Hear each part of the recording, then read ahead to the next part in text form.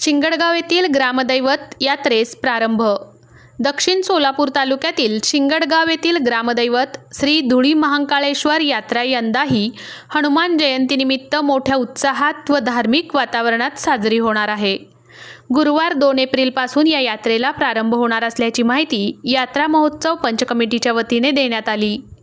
यात्रेच्या पहिल्या दिवशी पहाटे 5 वाजता श्री धुळी महाकाळेश्वर व श्री हनुमान यांचा तैलाभिषेक व काकड पूजा होणार आहे।